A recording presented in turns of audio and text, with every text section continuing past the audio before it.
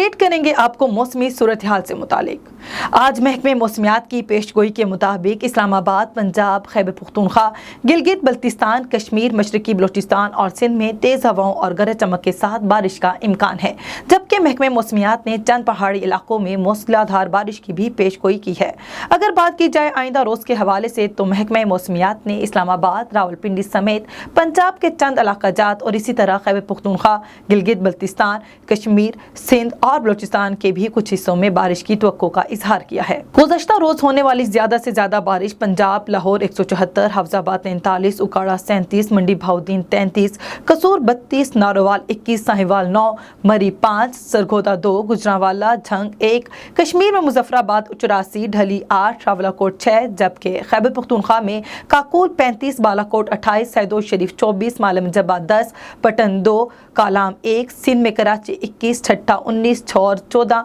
بدین 3، مٹھی، شہید بنزیر آباد، سکرنڈ 1، بلوچستان میں بارکھان 6، خزدار 2 اور گلگت بلتستان میں گوپس 1 ملی میٹر ریکارڈ کی گئی۔ گزشتہ روز ریکارڈ کیے گئے زیادہ سے زیادہ درجہ حرارت چھور، سبی 40، چلاس، نوکنڈی، میرپور خاص، شہید بنزیر آباد، سکرنڈ اور ٹنڈو جام میں 39 ڈگری سینٹی گریڈ ہیں۔